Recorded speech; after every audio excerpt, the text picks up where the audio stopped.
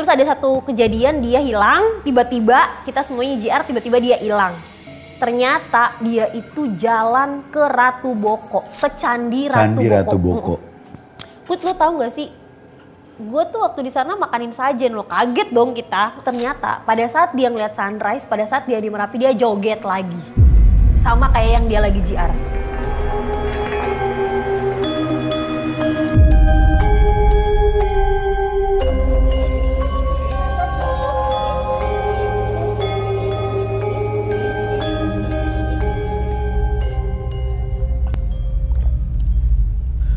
Selamat datang di Suri, Suara Misteri.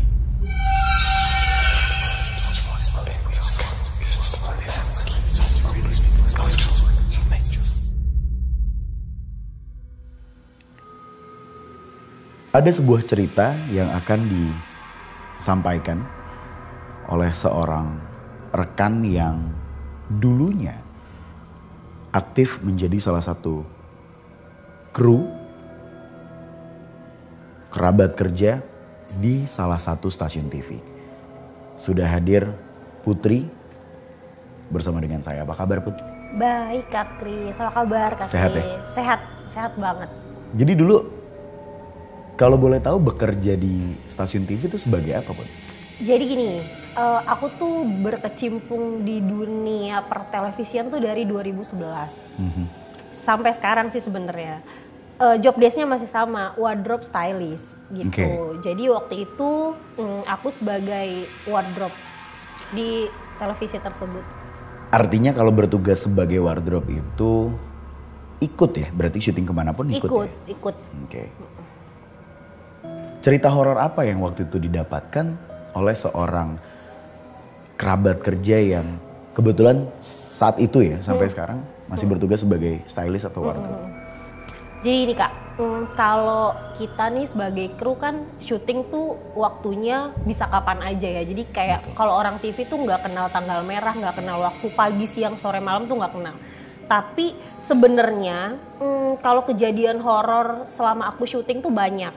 Cuman ini tuh menurut aku yang bikin aku kayak gini, beneran ini terjadi gitu. Karena emang terparah sih. Jadi selama aku jadi fashion stylist, jadi wardrobe, yang bener-bener aku alamin sendiri ya pada saat itu. Di mana kejadiannya? Jadi gini, waktu itu aku masih kerja di salah satu televisi swasta dan baru pertama kali kita ngadain HUT tapi live-nya dari Jogja. Live dari Jogja. Jadi kan biasanya paling kita tuh kayak di studio atau di Ancol atau di mana yang dekat-dekat sini. Karena waktu itu lagi happening banget India zamannya, kalau teman-teman inget tuh dulu ada Utaran, Mahabharata yang gitu-gitulah, artis-artis India tuh yang lagi didatengin semua ke sini gitu. Nah kebetulan aku tuh dipercaya untuk in charge jadi fashion stylistnya salah satu artis India itu.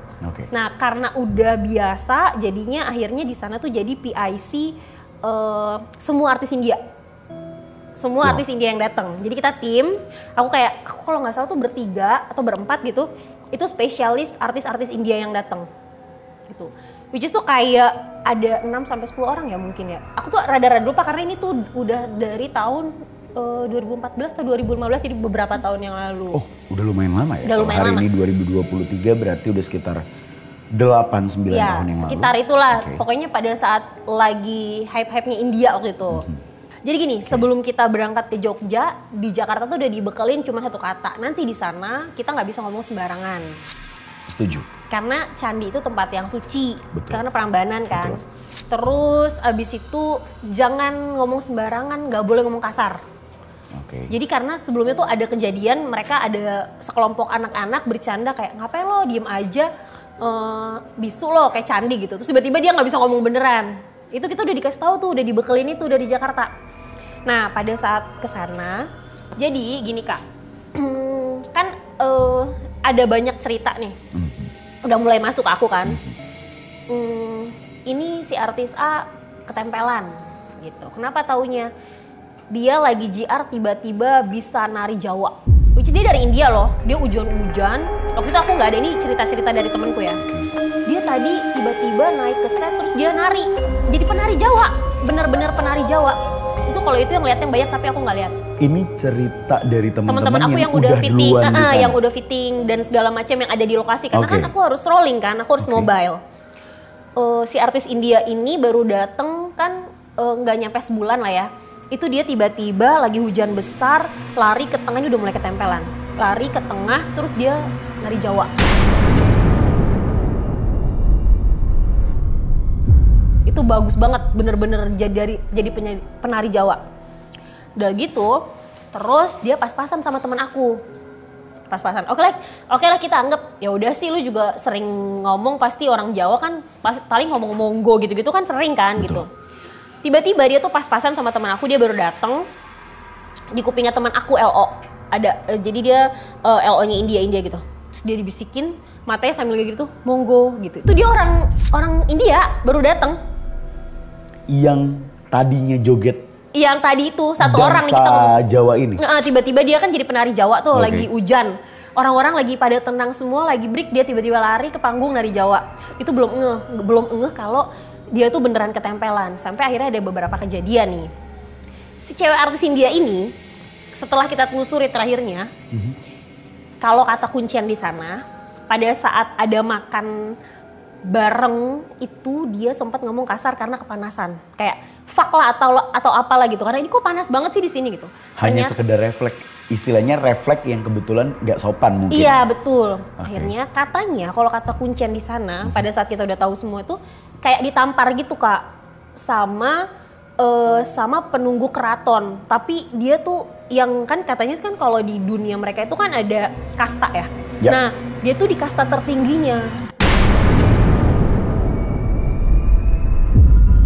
Jadi kayak ratunya gitu yang nempelin dia.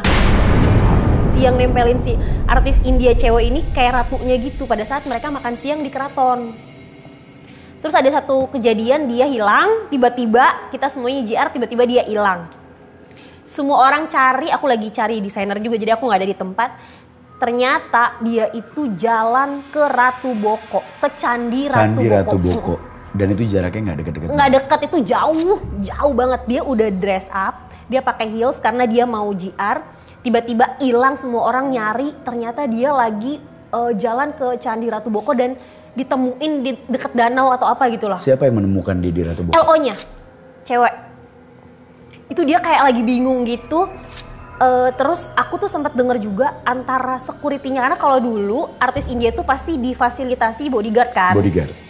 Security dari kantorku kan, kayaknya dia sempat ditarik atau gimana karena dia mau loncat ke danau itu. Jadi antara driver atau security itu yang narik dia balik. Itu pas ketahuan menurut LO-nya dalam kondisi yang nggak kenapa-napa. Padahal dia pakai heels kan tinggi ya. Paling nggak dia keringetan lah kalau jalan segitu jauhnya kan. Ini nggak sama sekali.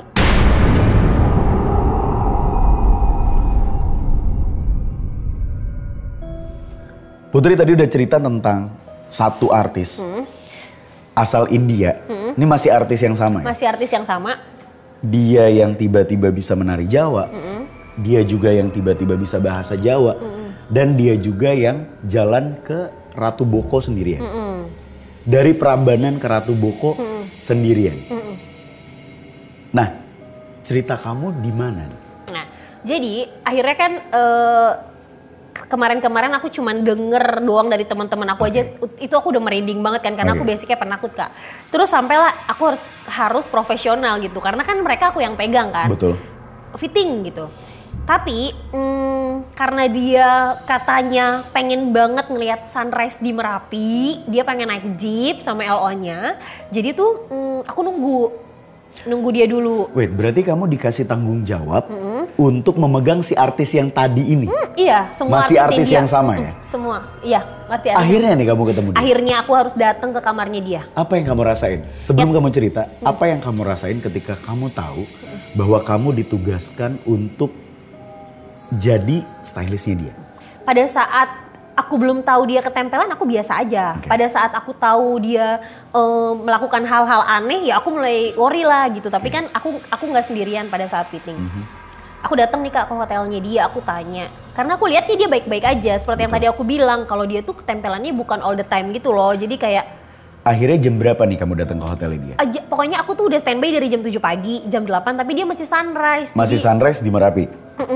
Terus dia tuh kayak datang sekitar jam setengah 9 lah, jam 9. Masih keringetan gitu Kak, masih bener-bener kelihatan emang dia capek. Karena aku ngeliat dia baik-baik aja, aku tanya, gimana tadi Merapinya gitu, gimana tadi sunrise-nya? Dan dia tau gak sih jawab apa? Dia bilang, apa itu Merapi? Apa itu? Aku gak dari Merapi. Padahal ada cerita seru banget di balik itu. Ternyata pada saat dia ngeliat sunrise, pada saat dia di Merapi, dia joget lagi. Sama kayak yang dia lagi JR. Pada saat di atas itu, kata LO-nya, dia joget lagi. Cara dia joget? Sama kayak yang waktu itu. Saat dia ada di tempat JR dan saat dia ada di Merapi, sama? Sama. Itu ya nari Jawa gitu waktu itu. Ingat gak? Atau teman-teman cerita gak? Koreonya sama? Sama, jadi dia ya cuman kayak ini aja Kak, kayak penari-penari Jawa aja. Penari Jawa gitu. Dia sampai di sana tuh kayak seneng gitu, udah nyampe di sana terus dia nari. Seneng. Akhirnya kamu nanya apa lagi sama dia? Udah kalau itu udah kayak, aku kan takut jadinya dong. Nah lu aja baru turun kok tiba-tiba lu lupa gitu, takut. Ini ada lagi kejadian. Jadi di hotel itu, jadi hotelnya dia itu depan kamarnya tuh langsung kolam yang ngikutin jalan ini loh. Alright. Ya kan, tahu kan? Tapi sebelum kolam tuh ada balkon. Nah itu ada dua kursi dan ada satu meja yang tebel banget kacanya. Dan ditaruh di pojokan doang? Iya, maksudnya di luar gitu ada lah gitu. Tahu nggak apa yang terjadi pada saat dia lewat gitu? Kan dia lewat, aku masih di situ masih pegang, masih fitting. Pada saat dia lewat kacanya prak pecah. Itu kacanya tuh tebel, bukan kaca yang tipis-tipis gitu yang bener-bener tebel. Bukan kaca cermin, kaca meja? Iya kaca meja yang tebel gitu, itu bukan langsung gomprang gitu, bukan ya, cuman kayak krek gitu, langsung kayak hancur gitu. Pas artis itu lewat. Gitu. Agak di luar nalar sih ya, cuman ya itulah yang aku lihat. Apa yang kamu rasain saat itu terjadi? Takut dong, udah pasti. Kenapa dia tiba-tiba pecah tuh? Gak ada satupun dari pihak TV ini ya? Maksudnya yang menyadari kejadian ini dan, ada inisiatif nggak mungkin gitu ya untuk memanggil kuncen, ustadz atau orang yang punya keahlian khusus yang memang mampu untuk bisa setidaknya berkomunikasi. Dari yang aku denger, karena dia ditempelinnya sama Ratu agak susah. Kalau yang lainnya udah dikeluarin, yang lain kan juga pada ketempelan Kak. Tapi ini satu orang ini karena dia ditempel ini, ditampar itu sama Ratunya. Karena katanya kalau pada saat itu dia jadi pemeran utama itu akan gong banget. Karena udah ditempel kan. Tapi kan beda artis dari Indonesia waktu itu yang jadi pemeran utamanya. Setelah dari kejadian itu, program tetap berjalan? Tetap berjalan. Semua sesuai dengan rencana? Sesuai dengan rencana, tapi ada lagi kisah. Apa yang terjadi saat live? Acara, oke. Jadi gini Kak, kita tuh tadinya mau H-1 adalah tadinya mau prepare selesai nih dari segmen 1 sampai segmennya selesai supaya pada saat live nanti apabila terjadi hal-hal yang tidak diinginkan udah punya cadangan nih, ya kan? Artis ini kan makin parah nih. Makin parah kayaknya tuh makin nggak bisa terkontrol. Jadi pada saat kita mau H-1 mau acara itu, dia masuk ke ruang makeup, dia minta semua ruang makeupnya nggak boleh ada cahaya. Dia minta digelapin. Karena kita di ini Kak, di tenda. Oke. Di Prambanannya bukan di bangunan jadi gitu. Betul. Loh, di tenda. Dia minta semuanya tuh ditutup. Akhirnya sama properti sama teman-teman itu dirapetin. Dah, H-1 teman-teman makeup. Nah ini masih artis yang sama ya. Temen aku tuh kan ada beberapa yang sensitif sama hal-hal kayak gitu. Oke. Satu lewat nangis balik ke ruangan, ke base camp kita. Katanya tangannya tuh kayak ditiban batu. Jadi dia tuh bener-bener sengklek, bener-bener gini tangannya. Beda lagi, satu nangis lagi.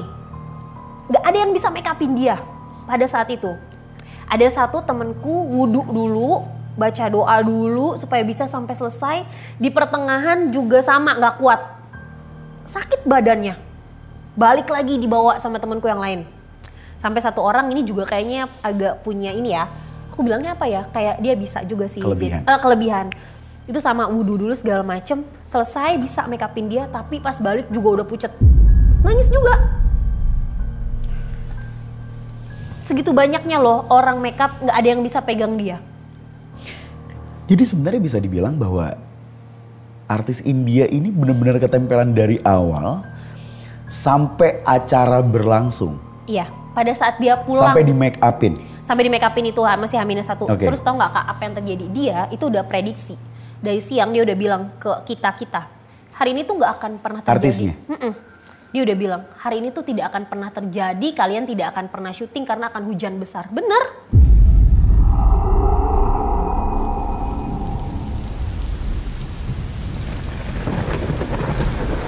Kita nggak jadi syuting. H-1 itu kita nggak jadi syuting karena hujan badai. Nggak jadi berlangsung ya acara? Nggak, H-1 kan masih besoknya nih. Okay. Tadinya kita mau prepare kan, mau bikin yaudah selesain aja H-1 supaya besok kalau hujan udah ada tayangan. Tapi nggak bisa, nggak jadi. Hujan badai. Dan dia udah prediksi itu dari siang. Dia ngomong? Kalian ngapain? Dengan bahasa India? Dia pakai bahasa Inggris. Sorry, bahasa Inggris? Iya. Dia ngomong dengan bahasa Inggris, dia prediksi seperti itu, tapi yang jadi pertanyaan, ada nggak yang ngelihat matanya dia saat ngomong? Matanya tuh Kak, kalau yang waktu aku lihat dia lagi aneh-aneh itu cuman ini aja Kak. Lurus? Iya, ngelihat kita nggak kedip, ngelihat ngomong gitu. Maksudnya nggak yang sampai yang ini kesurupan nih dia, enggak. Akhirnya hujan badai, ada keanehan lagi nggak yang kamu lihat dari dia? Udah selesai pada hari itu. Bubar? Kita semuanya balik ke hotel dengan tidak melakukan apapun ya, karena kan hujan gitu, walaupun kita udah prepare. Melakukan persiapan sudah, melakukan pekerjaan sudah, hanya puncaknya enggak? Enggak, yang nggak ada. Okay. Pekerjaan pun kayak cuman satu segmen lah, abis itu hujan badai nggak bisa dilanjutin. Terus kita balik ke hotel, besoknya hari utama? Hari H nih. Okay. Hari utama. Jadi gini, akhirnya kan kayak semua tuh ya Kak, kayak udah di level pasrah ya. Jadi gini, kalau hari ini nggak terjadi gimana gitu, udah banyak banget nih yang dikorbanin gitu. Kayak apa ya, kayak bisa dibilang tuh pada saat itu selesai semua nangis gitu. Wah akhirnya selesai gitu, karena emang persiapannya segitunya kan. Betul, panjang 8 hari, kamu ya, pribadi aja udah 8 hari. Yang lain kan bisa berapa yang bulan bisa sebelumnya. Lebih, betul. Jadi kayak ada satu leader artis India yang emang kita tuh bisa ajak ngomong secara baik-baik mungkin ya. Jadi dari pihak kantorku tuh kayak, ayo dong, gue tahu ini adalah candi Prambanan itu kan identiknya dengan candinya Hindu, dimana mereka itu emang itu kan agamanya Hindu. Jadi mereka ngapain gue harus aneh-aneh di sini tuh, ini agama gue gitu kan. Lo yang gak usah banyak larangan gitu kan. Satu diajak ngomong, ayo dong demi. Oh, ada yang merasa seperti itu? Oh semuanya rata-rata. Yang dari India? Jadi dia merasa loh ini kan candi gue, ini kan agama gue. Oh ini tempat berdoa gua. Jadi kenapa larangan banyak dari elu gitu kan, itu yang bikin mereka masih ngomong kasar segala macem. Oh jadi ternyata penyebabnya bukan penyebab utama, tapi kalau tapi kita larangannya dilanggar. Telusuri ada beberapa larangan yang akhirnya dilanggar. Walaupun ada banyak sih ya Kak, jadi mungkin ada banyak mungkin yang tidak boleh dilanggar, salah satunya itulah gitu. Terus akhirnya yuk kita bersihin diri. Jadi kayak gini loh Kak, bukan ruqyah ya. Jadi kayak sama-sama berdoa untuk kelangsungan acara itu, tapi ada leadernya nih untuk berdoa, walaupun bukan agama lo gitu, tapi ayo kita berdoa. Akhirnya mereka mau, semua berjalan lancar. H-5 menit sebelum live itu gelap Kak, di atasnya candi Prambanan doang. Terus mereka berdoa, terus awannya kebuka. Nggak hujan sama sekali sampai jam 12 malam. Kita semua tuh udah pucet karena udah mau live, tapi di atas candi doang yang hitam awannya. Dan semua orang lihat saat itu? Ngeliat, itu semua orang lihat, semua orang udah nunduk. Nggak jadi nih kayaknya. Semua orang tuh udah nunduk, apalagi IP aku ya. Karena udah trauma dengan kejadian kemarin. Iya, masa sehari sebelumnya. Masa kita nggak bawa hasil sih gitu dong, kayak udah kerja keras semua orang nih gitu. Itu semua orang udah pucet, semua orang udah nunduk. Tiba-tiba mereka berdoa kan, mereka berdoa tuh semua talent semua berdoa, kebuka awannya, kebuka, nggak, udah mulai tis, nggak jadi. Sampai jam 12 malam kita selesai cut, baru hujan.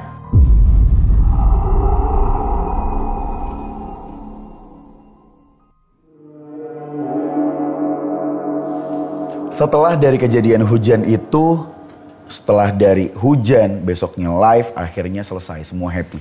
Selesai. Kalau aku emang mengakui pada saat aku di sana ada satu yang aku langgar karena aku kesal waktu itu. Oh sebentar, berarti yang tadi kamu ceritain ini hanya bisa dikatakan sebagian kecil ya Put? Sebagian kecil. Sebagian kecil dari banget. seluruh rangkaian acara yang sudah berjalan. Iya, karena emang banyak banget sih, banyak banget ya itu, makanya aku nggak akan pernah lupa kayaknya seumur hidup aku. Karena itu untuk yang pertama kalinya sih aku ngerasain emang sedahsyat itu sih. Untuk aku bener-bener sama hal-hal kayak gitu ya. Jadi waktu itu gini Kak. Dan ini sekarang cerita kamu ya? Ini ceritaku. Oke. Jadi gini, kan aku udah dibilangin kalau di sana itu nggak boleh sama sekali ngomong kotor, ngomong apapun, mengumpat gitu. Nah, jadi aku ada kesel sama salah satu artis India karena kayak nggak bisa diajak kerja sama aja gitu. Jadi aku kan jadi dia tuh ada gimmick jadi jin. Tapi maksudnya kreatif aku itu adalah jin versi salah satu iklan di Indonesia. Jadi pakai belangkon gitu loh Kak. Maksudnya kreatif aku tuh begitu, tapi mungkin nggak sampai ke artisnya. Kalau dia dijadiin jin versi iklan itu, aku bawa baju. Lo jadi jin ya gitu. Dia ngomong sama aku, lo tahu nggak sih jin sama manusia itu beda? Dia bilang, ya tahu. Aku bilang gitu. Kenapa baju gue baju manusia bukan baju jin? Lalu aku jelasin karena nanti lu jinnya begini. Tapi karena aku udah kesel, akhirnya aku kayak ngomong kasar gitu loh, kayak tai banget nih orangnya gitu, kayak udah kesel, kalau udah capek. Kamu mengumpatnya setelah keluar dari kamar dia? Ini kita udah di tenda, karena keluar udah dari kayak tendanya. udah mulai hektik. Baliklah aku ke... Bentar, ini situasinya kapan nih? Hari H? Hari H. Pas puncak acara? H-1. Karena mereka fitting tuh. Waktu lagi hujan deres itu? Sebelumnya. Okay. Terus abis itu, jadi aku kan ada base camp, wardrobe, tapi aku jalanlah ke tenda-tenda mereka. Betul. Karena aku udah kesel, aku balik dong ke base camp aku sambil nyari kreatif aku. Nih mana sih kreatifnya, nggak ada yang briefing nih kalau dia harus pakai baju jeans segala macam. Aku marah-marah. Balik ke tenda aku. Temen aku, tangan lu kenapa tuh? Berdarah. Aku nggak tahu kenapa, bener-bener aku nggak kenapa-napa, aku nggak ngapa-ngapain. Itu dari sini sampai sini, itu berdarah, bener-bener berdarah kayak besetan gitu, seret gitu, panjang.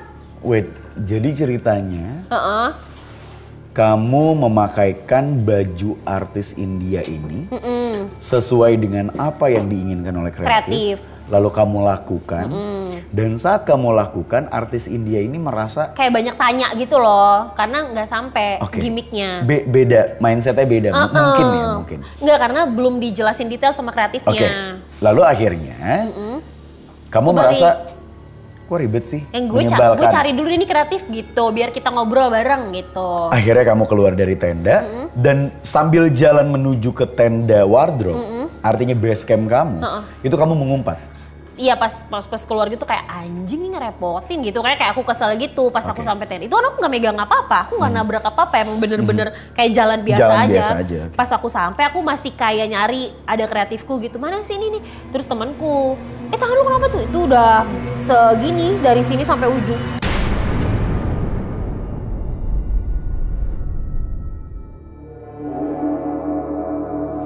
Terus akhirnya ya, apa yang ada di kepala kamu saat itu terjadi? Langsung sadar sih kalau barusan gue ngomongnya kasar banget sih gitu. Aku kan udah didoktrin, udah dibilangin kalau di sana nggak boleh ngomong kasar. Jadi aku udah takut sebenarnya. Jadi sebenarnya aku udah runtuh aja pertahanan aku karena kesel sama satu orang. Nah ya, itu namanya capek, emosi, udah buang waktu. Karena di sana emang kita nggak ada waktu buat istirahatnya, paling malam doang Kak, tidur. Karena selebihnya abis itu kita ini fitting ini ke desainer ini, ngambil baju ini. Terus ini kekecilan, tuker lagi ke desainer tuh, jalan keliling Jogja gitu-gitu. Dan akhirnya udah sembuh, udah aman, kamu bisa dapat pelajaran ya?